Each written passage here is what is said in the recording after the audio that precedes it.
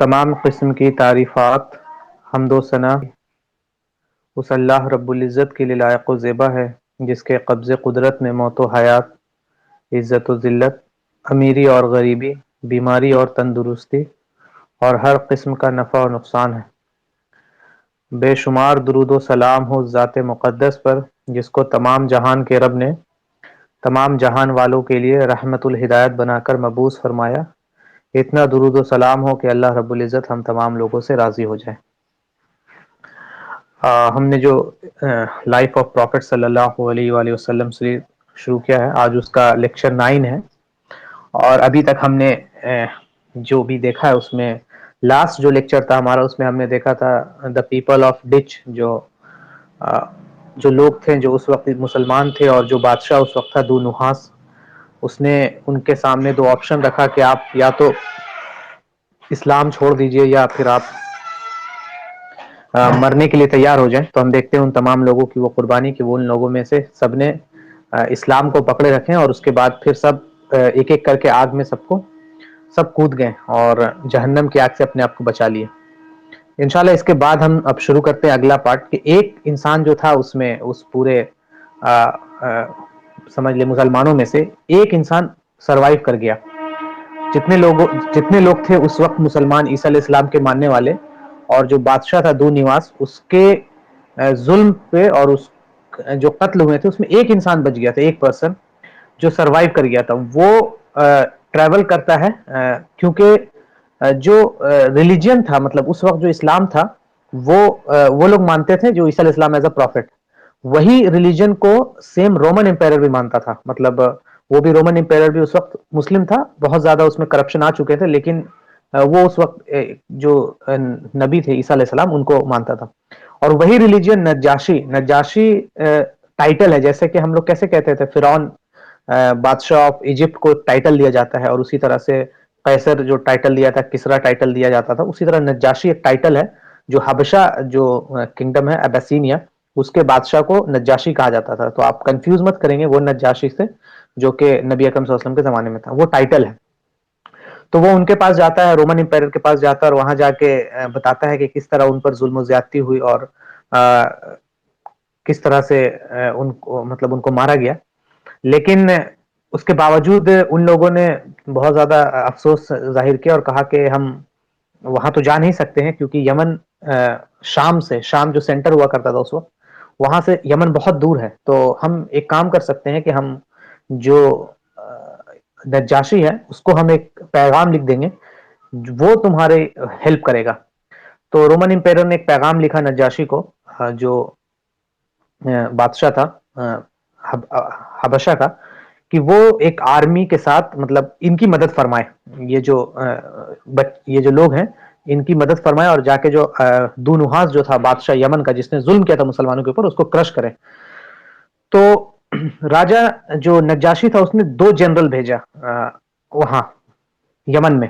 ایک جو جنرل تھا وہ اریات ARYAT اریات، اور ایک ابراہا آپ تمام لوگ واقف ہیں ابراہا کے نام سے، کہ ابراہا جو تھا مکہ کو ڈھانے کے لیے آیا تھا، کعبہ کو۔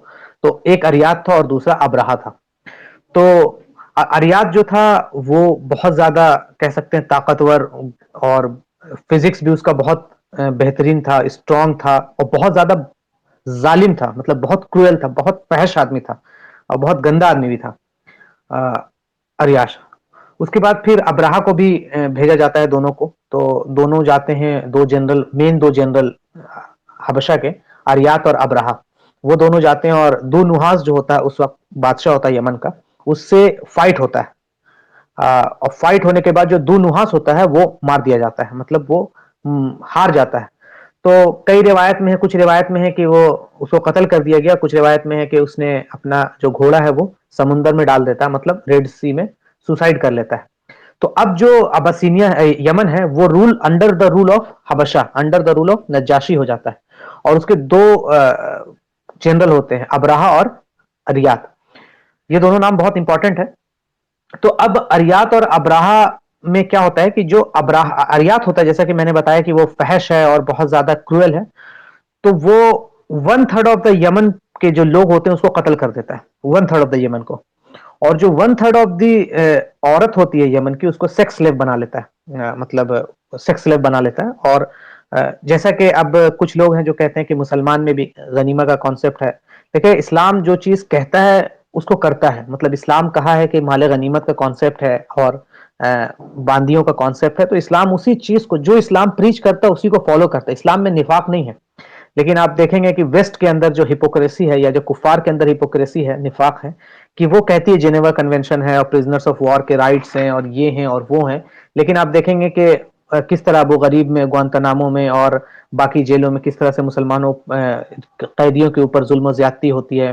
اور ان کا جو بھی ہپوکریسی ہے کہ ان کا ایک رول ایک جگہ فالو ہوتا ہے، دوسرا رول دوسری جگہ فالو نہیں ہوتا ہے. تو یہ اسلام کے ساتھ اس چیز کو کمپیئر بھی کرتے ہیں کئی بار کہ اسلام میں دیکھیں غنیمہ کا کانسیپٹ ہے، یہ کانسیپٹ ہے، لیکن اسلام جس بات کو کہتا ہے اس کو پریچ کرتا ہے اور اس کی حکمت ہے پیچھے.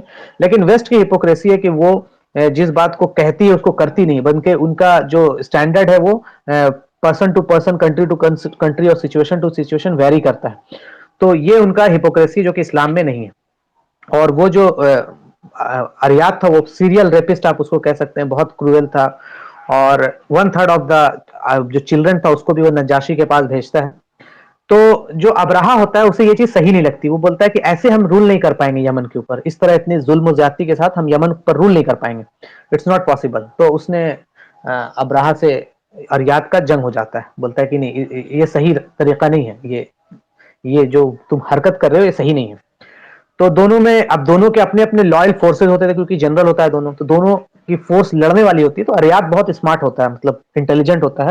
یہ سوری ابراہ بہت انٹیلیجنٹ ہوتا ہے اریات سے. وہ کہتا ہے کہ دیکھو ہم دونوں ابسینیا کے ہیں، حبشہ کے ہیں، جنرل ہیں، تو ہم دونوں فوج آپس میں نہیں لڑتے ہیں، اس سے نقصان حبشہ کا ہوگا.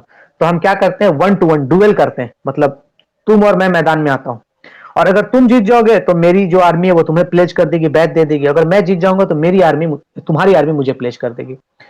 تو بولتا ٹھیک ہے، تیار ہو جاتا ہے ریاض.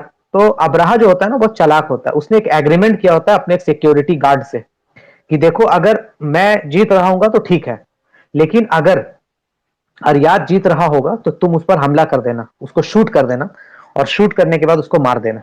تو اب جیسا ہم نے بتایا کہ اریاد تھوڑا ٹال تھا اور بہت مطلب ایک طاقتور آدمی کا تھا، اور ابراہ جو تھا وہ تھوڑا شارٹ ہائٹ کا تھا اور تھوڑا چبی تھا. تو جیسے ہی اریات نے حملہ کیا ابراہ کے اوپر تو اس کا ناک کٹ گیا، مطلب چہرے سے پورا چہرے میں داغ آ گیا، کٹا ہوا پورا. اور اس کا جو باڈی گارڈ تھا جس کو اس نے چھپا کے رکھا تھا اس نے اس پہ شوٹ کر دیا، بٹرے کیا، جو رول کے اگینسٹ ہے، اور اریات مر گیا. اب جب اریات مر گیا تو ایک ہی رولر بچا، مطلب ایک ہی جنرل بچا، اب ابراہ بچا. ابراہ جو کہ اب رول کر رہا ہے کہاں پہ، یمن پہ، انڈر کس کے رول میں، حبشہ کے جو بادشاہ ہیں نجاشی، اس کے رول میں ابراہ رول کر رہا ہے. تو جب یہ بات پتا چلتا ہے نجاشی کو تو نجاشی بہت زیادہ کہہ سکتے ہیں غصہ ہوتا ہے، بہت زیادہ غصہ ہوتا ہے، اور وہ قسم کھاتا ہے کہ جب میں یمن کی سرزمین پر چلوں گا، زمین سوائل پہ چلوں گا، اور اپنا پیر ابراہ کے سر پہ رکھوں گا. تو جیسے ہی یہ بات پتا چلتا ہے ابراہ کو تو وہ بہت زیادہ گھبرا جاتا ہے، پریشان ہوتا ہے. لیکن وہ چلاک رہتا ہے. تو اس نے وہ کرتا ہے کیا کہ بہت سارے سلیبس کو بہت پیسہ، بہت چاندی، دولت، جواہرات، جو بھی اس وقت ایز اے ویلتھ گنا جاتا تھا، وہ نجاشی کو گفٹ میں دیتا ہے اور ایک میسج بھیجتا ہے کہ دیکھیے جیسے اریات آپ کا غلام تھا میں بھی آپ کا غلام ہوں. لیکن وہ بہت ہارش تھا، ایسے رول نہیں ہوتا ہے. وہ جتنا آپ کو پیسہ دے گا میں اس سے زیادہ آپ کو پیسہ دوں گا. اور اس نے اپنا نا سر کا بال چھیل کے اور یمن کی مٹی کو بھیجتا ہے بادشاہ کے پاس کہ دیکھیے آپ نے جو قسم کھایا ہے، آپ یمن کی مٹی میں رکھ دیتا ہوں، اس پہ آپ چلیے، میرا سر کا بال ہے تو آپ کا ایسا قسم ٹوٹ جائے گا. تو نجاشی مان جاتا ہے، اچھا ٹھیک ہے. تو نجاشی جو ہوتا ہے وہ ابراہ سے پلیز ہو جاتا ہے اور وہ رول کرتا ہے، rule by the religion of عیسیٰ علیہ السلام. لیکن وہ دیکھتا ہے، ابراہ دیکھتا ہے کہ عرب کے لوگ نا وہ چاہتا تھا کہ یمن ایز اے سینٹر بن جائے عرب کے لیے ریلیجن، مطلب جو عیسیٰ علیہ السلام کا جو ریلیجن ہے وہ ایک ایسا چرچ بنائے، اتنا بڑا چرچ بنائے کہ سارے عرب کے جو ریلیجیس مطلب حج ہوتا ہے ہر سال کا، وہ یمن میں ہو اور یمن سینٹر بنے. تو یہ اس کی ایک خواہش تھی کہ سینٹر میرا یمن بنے. اس نے ایک جگہ بنایا جس کا نام تھا القلیس، کعبہ کی جگہ. وہ چاہتا تھا کہ سینائی ایک جگہ ہے یمن میں، اس نے ایک چرچ بنایا، اس کا نام رکھا القلیس. اور اس کو کہا کہ یہ وہ جگہ ہے جہاں پر عرب کے تمام لوگ آ کے مکہ مطلب طواف کریں اور تمام لوگ آ کے یہاں پر اپنا حج کریں، وہ مکہ کو چھوڑ دیں. وہ کمپٹیشن میں ایک طرح سے بنانا چاہتا تھا.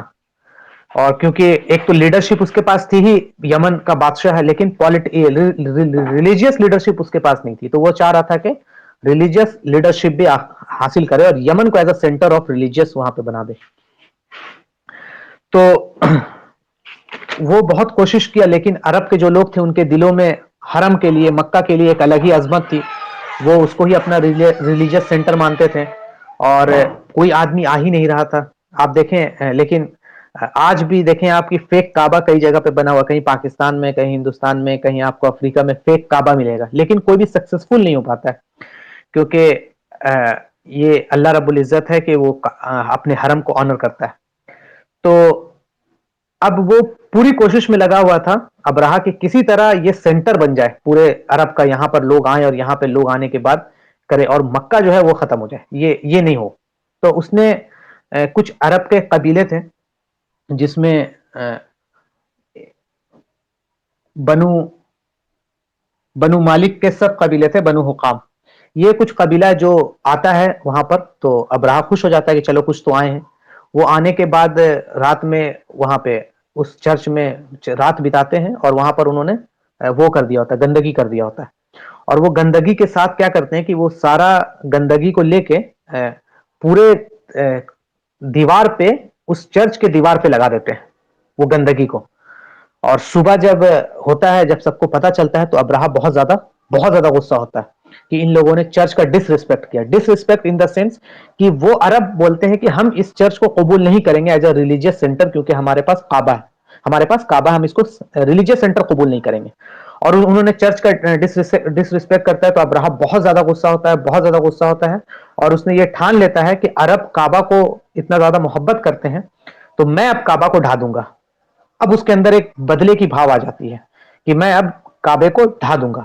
اور یہ بات نجاشی کو جب پتا چلتا ہے، کہ نجاشی کہتا ہے کہ اچھا انہوں نے چرچ کا ڈس ریسپیکٹ کیا ہے، تو نجاشی بھی اس کو سپورٹ کرتا ہے. کچھ روایت میں 60,000، کچھ روایت میں 70,000 آرمی کے ساتھ بھیجتا، اور وہ 13 ایلیفنٹ بھیجتا ہے. اس زمانے کا سپر ویپن آپ کہہ سکتے ہیں ایلیفنٹ کو، super weapon in the sense کہ اس زمانے کا یہ آپ کہہ سکتے ہیں کہ ڈرون ہے اس زمانے کا، آپ کہہ سکتے ہیں کہ مطلب نیوکلیر ویپن، کچھ بھی نام دے سکتے ہیں.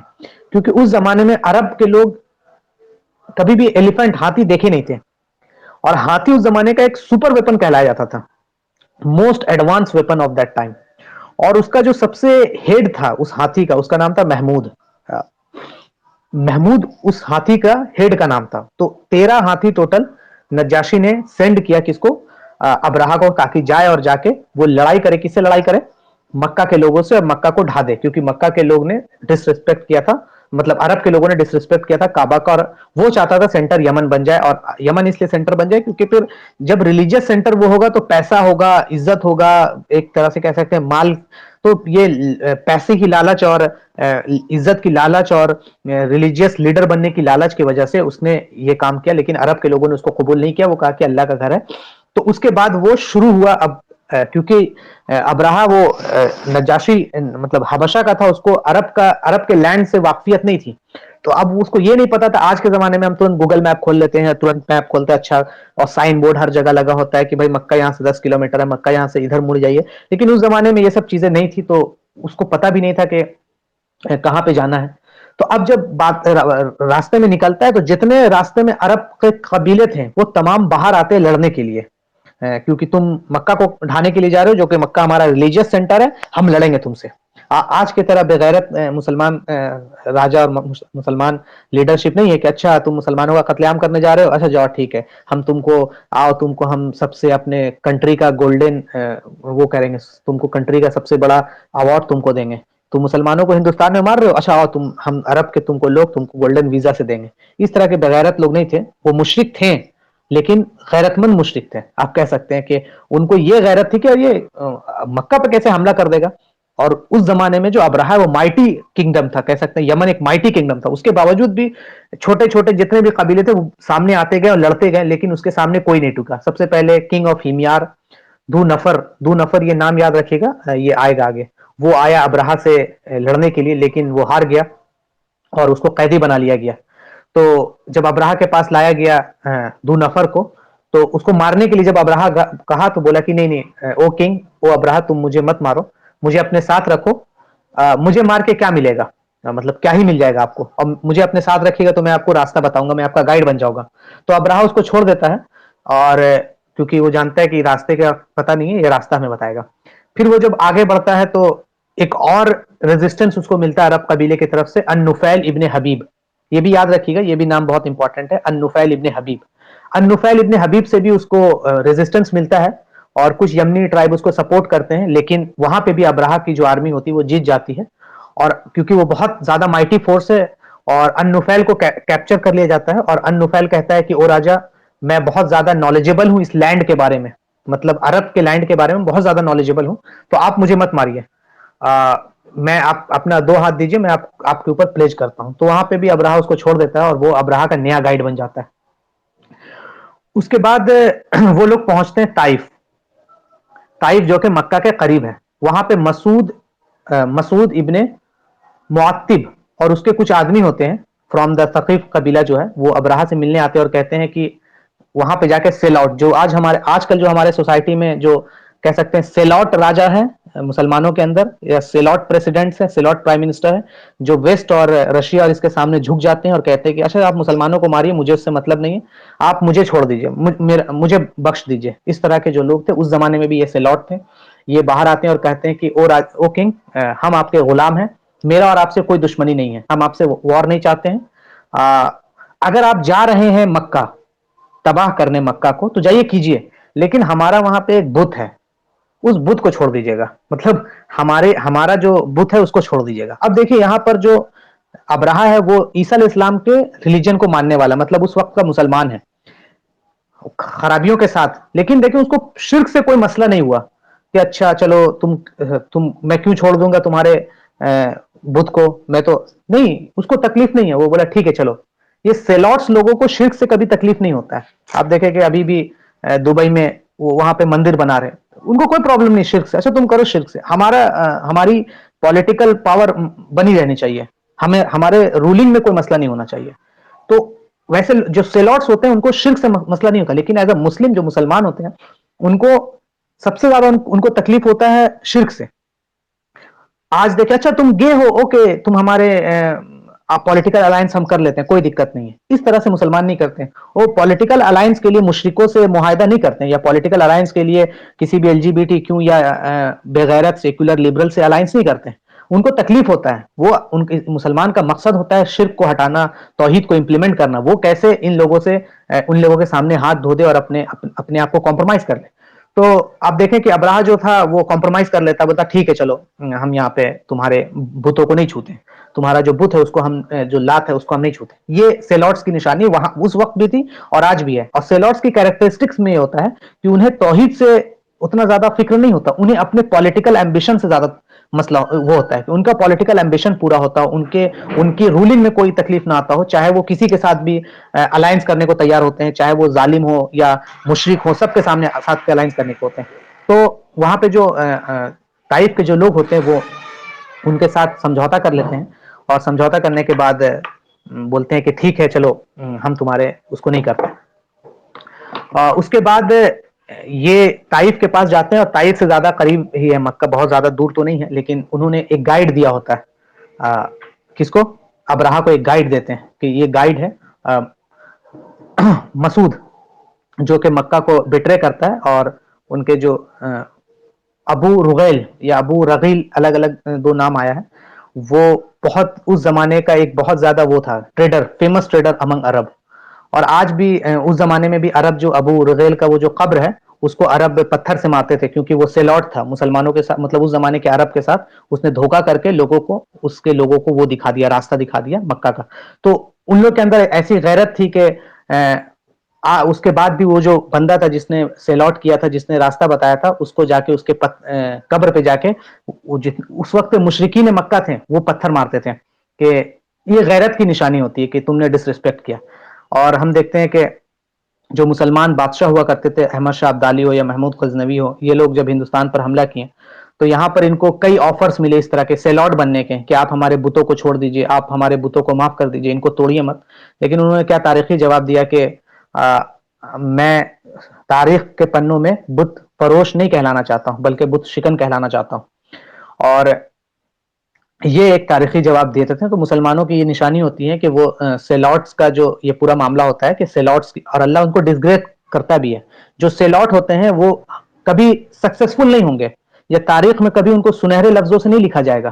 ہمیشہ ان کو وہ ہمیشہ مطلب ایک کہہ سکتے بدنام ہی رہیں گے، اللہ ان کو ڈسگریس ہی کرتا ہے.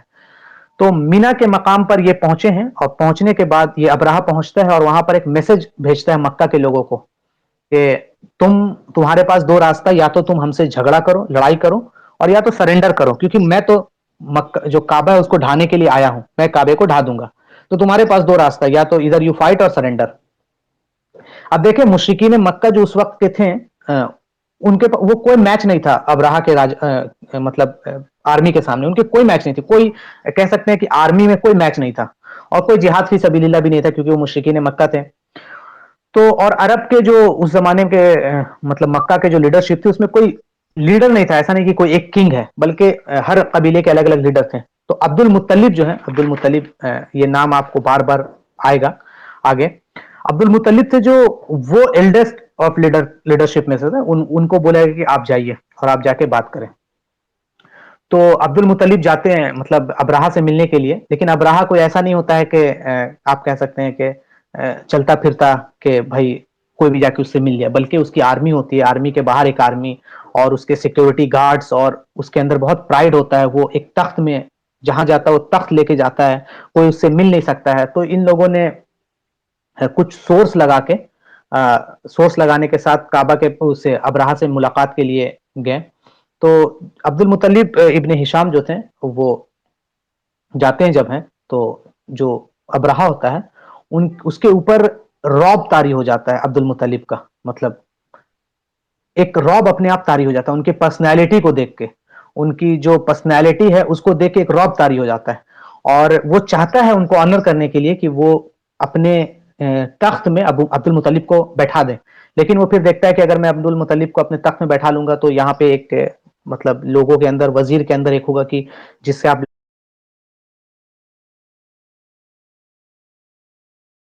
لڑنے کے لیے آئے ہیں اس کو اتنا آنر کر رہے ہیں، تو ہو سکتا ہے کچھ بغاوت یا کسی طرح کی چیز ہو. تو وہ یہ کام نہیں کرتا، بلکہ نیچے آ کے خود عبد المطلب کے سامنے کارپیٹ پہ بیٹھ جاتا ہے.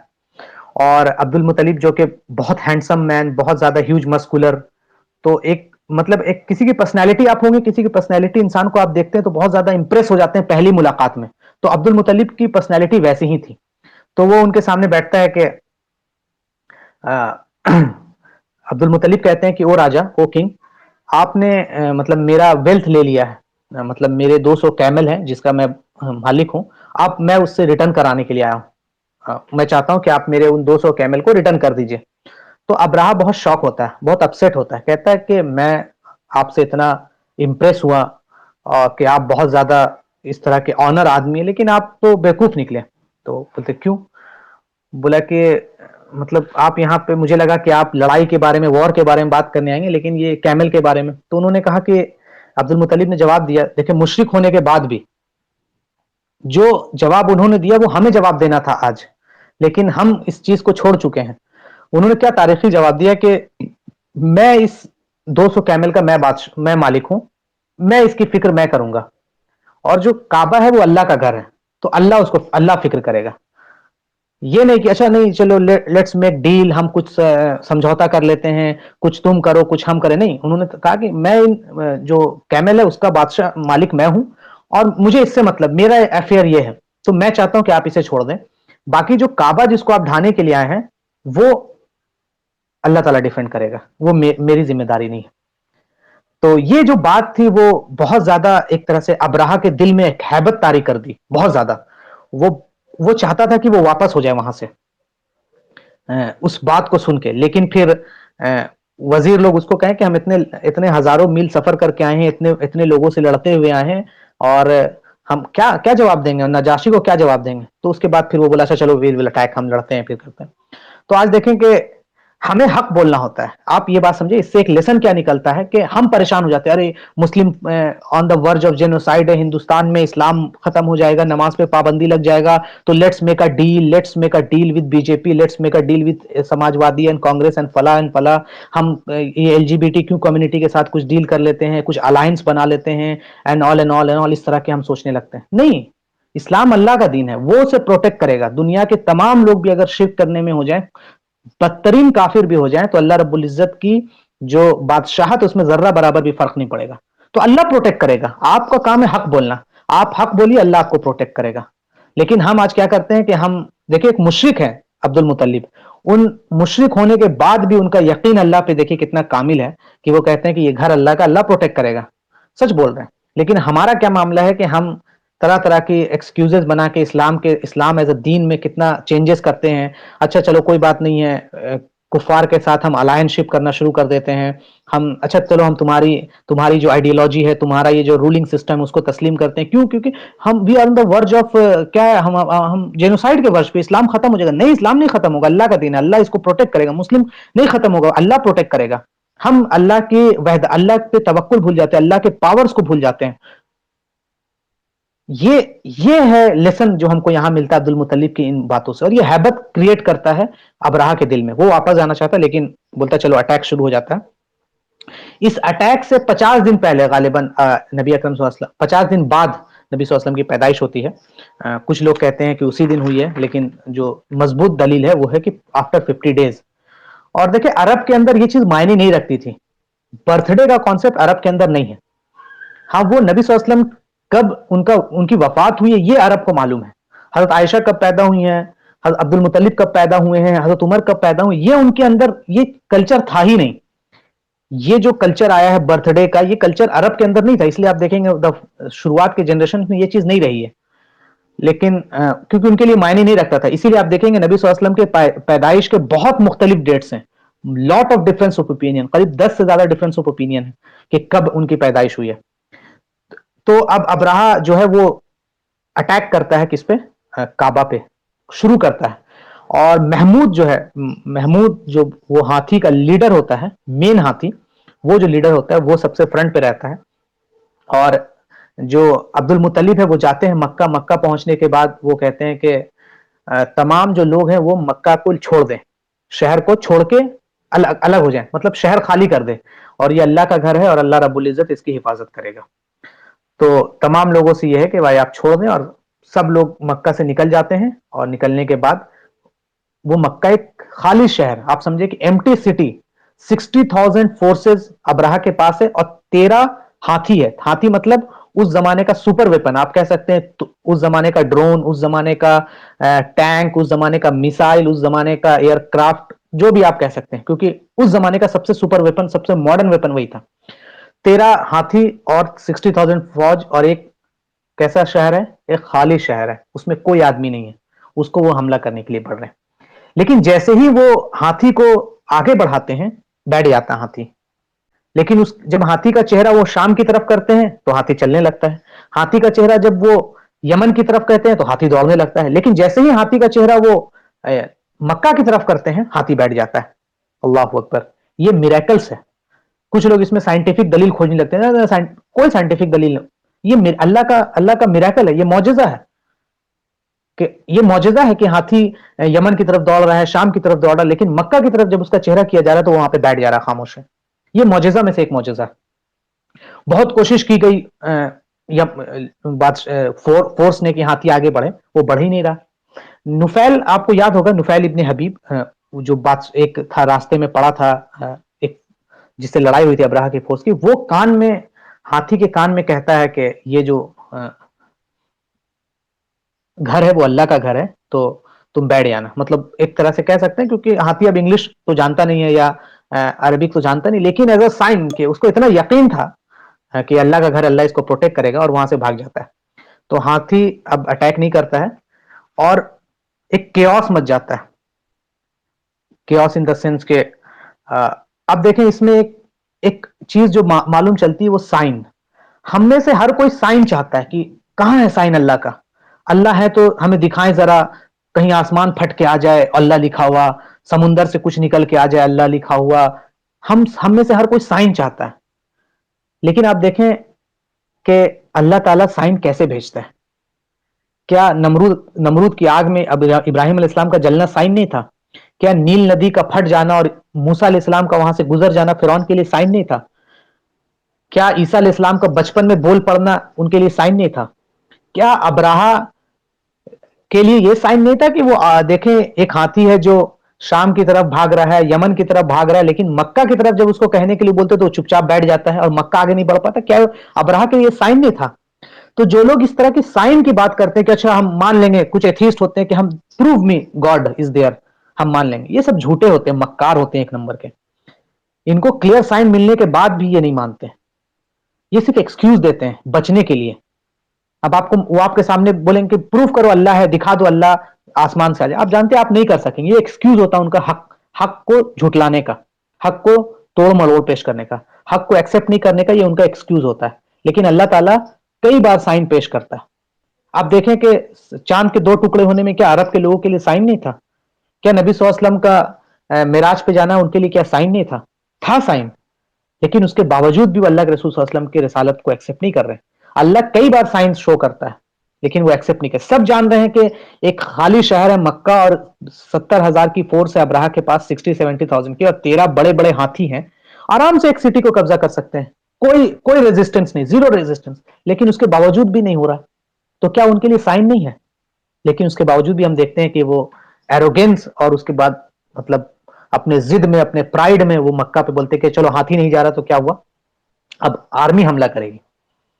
تو اب آرمی حملہ کرنے کا کے لیے جیسے آگے بڑھتی ہے تو پھر اللہ رب العزت وہ جو تاریخی واقعہ ہے کہ ابابیل پرندے اللہ بھیجتا ہے, اور جس کے جو چھوٹے چھوٹے مطلب کئی اس میں روایت الگ الگ ہے کہ گروپ آفٹر گروپ پرندوں کا جھنڈ اور جھنڈ اور جھنڈ آ رہا ہے سمندر کی طرف سے, اور جو کوئی مجاہدین نہیں ہے, کوئی مجاہدین کی فورس نہیں ہے پروٹیکٹ کرنے کے لیے کعبہ کو, کوئی مسلمان موجود نہیں ہے, کوئی ڈیفنس سسٹم موجود نہیں ہے, کوئی بلاسٹک میسائل موجود نہیں ہے, کوئی اینٹی میزائل سسٹم موجود نہیں ہے, ایسا کچھ نہیں ہے.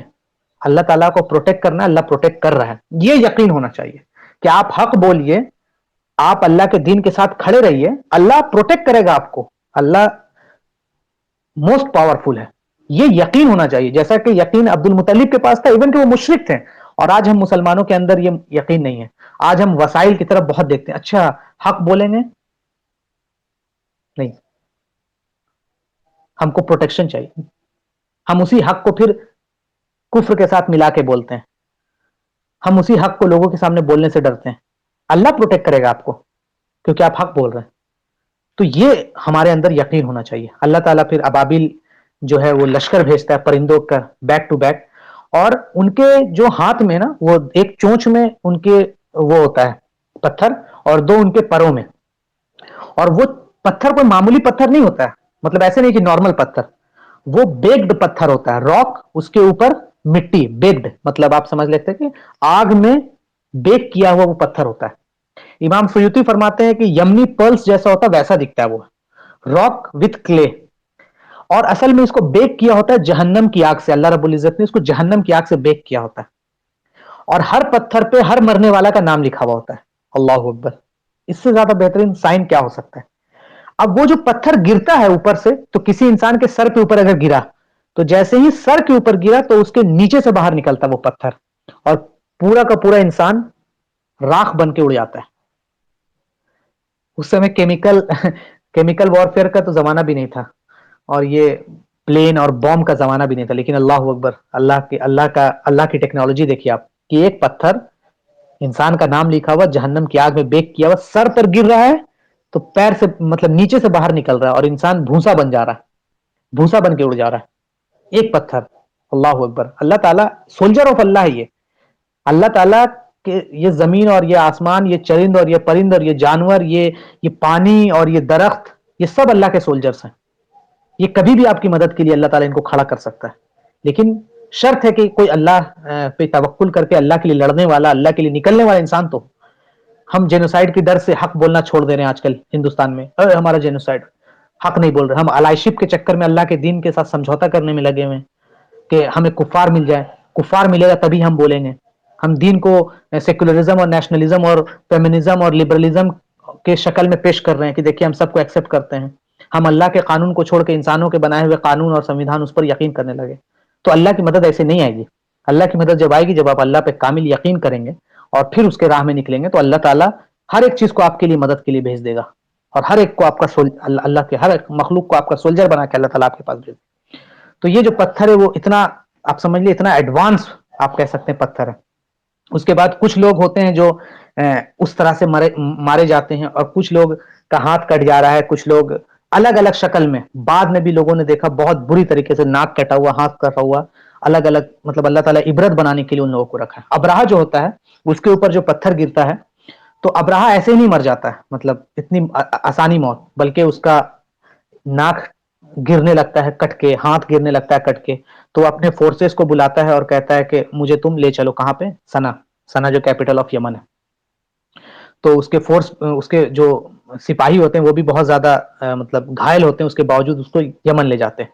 اب اللہ تعالیٰ کا یہ حکمہ ہے کہ ابراہ جس راستے سے آیا تھا مکہ اس راستے سے ابراہ واپس جا رہا ہے, اور جتنے لوگوں کو ہرا کے آیا تھا اتنے لوگوں کو وہ واپس دکھ رہا ہے کہ دیکھو ابراہ بڑا مائٹی بنا پھرتا تھا اور بہت طاقتور بنتا تھا, دیکھو اس کا کیا حل ہو گیا, اس نے مکہ پہ اٹیک کرنے گیا تو اس کے ناک ٹوٹ کے گر رہے, اللہ کا عذاب اس کے اوپر آیا, اس کے ہاتھ ٹوٹ کے گر رہے.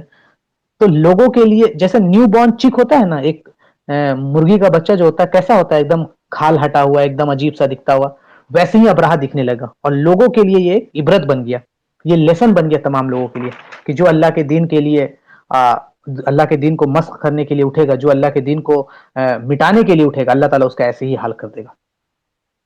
تو یہ ابراہ کا ہو گیا, اور وہ وہاں جاتا ہے یمن جاتا ہے, اور وہاں پہ جا کے کیا ہوتا ہے کہ اس کی موت ہو جاتی ہے. تو یہاں پہ انشاءاللہ اس کے بعد جو ہوگا وہ ہم اگلے لیکچر میں دیکھیں کہ ابراہ کا جو بیٹا ہوتا ہے وہ پھر وہ پھر رول کرتا ہے. پھر اس کے بعد کس طرح سے جو پرشین امپائر ہے اس کی انٹری ہوتی ہے یمن میں. لیکن اللہ نے جو اس کے ابراہ کے جسم میں ایک ڈیزیز دیا, ایک کہہ سکتے ہیں آپ ایک مرض دے دیا, اس کے سولجر اس کو واپس لے کے جاتے ہیں یمن, اور راستے میں اس کا ایک ایک پارٹ گرتا ہوا جاتا ہے. کوئی فنگر ٹپ گر رہا ہے, اس کے ناک گر رہے ہیں, پورے جسم سے پیپ اور خون نکلتا آ رہا ہے. جب یمن پہنچتا ہے تو جیسا میں نے بتایا کہ پیدا ہوا اس کی طرح ہوتا ہے اور وہاں پہ مر جاتا ہے.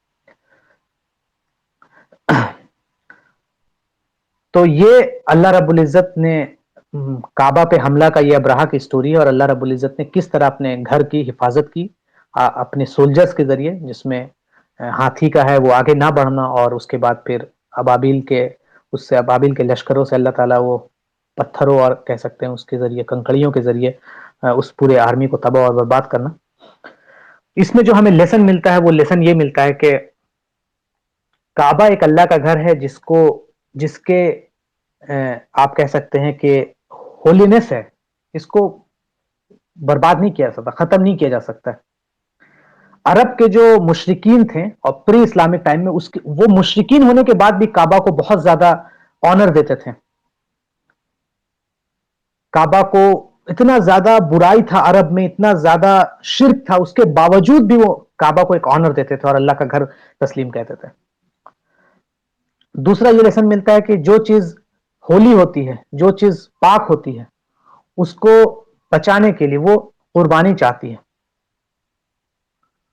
وہ قربانی چاہتی ہے. آپ دیکھیں کہ جیسے ہی ابراہ نکلتا ہے لشکر کے لیے تو آپ کو ہمیار جو بتائے تھے سب سے پہلے وہ اس سے لڑنے کے لیے نکلتے, النفیل ابن حبیب وہ بھی لڑنے کے لیے نکلتے ہیں تاکہ چیلنج کر سکے. جبکہ اتنی بڑی آرمی تھی ابراہ کے پاس کہ کوئی قبیلہ عرب کا چیلنج نہیں کر سکتا تھا, لیکن اس کے باوجود بھی یہ جانتے تھے کہ ہم چیلنج نہیں کر سکتے تھے, اس کے باوجود بھی انہوں نے اس سے لڑائی کری.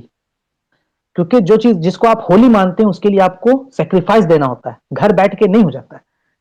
یہ لیسن ہمیں ایک ملتا ہے کہ ہمیں سیکریفائس دینا ہوگا, جس طرح اپنے دین کے لیے ہمیں سیکریفائس دینا ہوگا, چاہے سامنے کتنا مائٹی پاور کیوں نہ ہو, لیکن آپ کو وہاں حق بولنا ہوگا. تیسرا یہ ہوتا ہے کہ جو بھی امت کا ٹریٹرز ہوتا ہے, جو بھی امت کے سیلاؤٹس ہوتے ہیں, جو امت کے غدار ہیں, جیسے آج جو لوگ بیٹھے ہوئے ہیں بادشاہت پہ یا رولنگ شپ پہ, ان کا جو انجام ہوگا وہ ہمیشہ ڈسگریس ہوگا, ہمیشہ وہ ذلیل ہوں گے.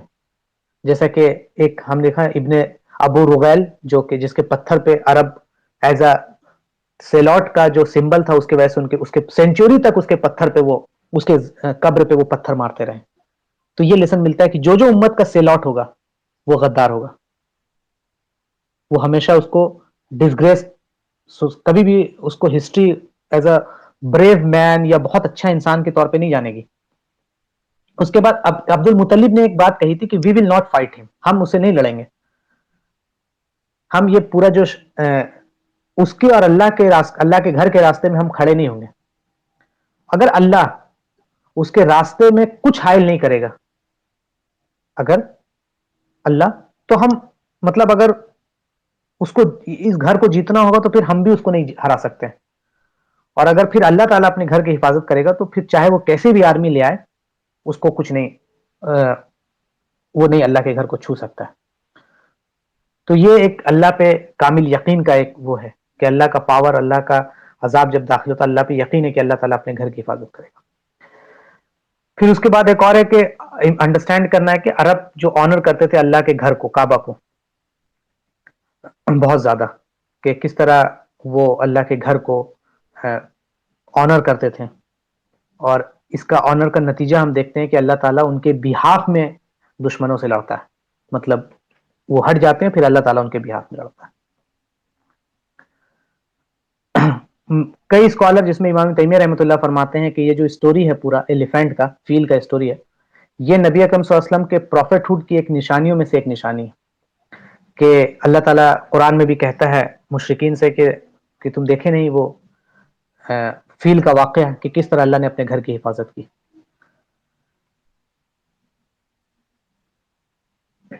اب دیکھیں کہ جو لڑائی چل رہی تھی, دونوں لڑائی نبی صلی اللہ علیہ وسلم, یہ مشرکین مکہ اور ابراہا کی, تو ابراہا لوگ پیپل آف بک تھے, اہل الکتاب, وہ عیسی اسلام کو ماننے والے تھے, اور جو مشرکین مکہ تھے وہ مشرک تھے.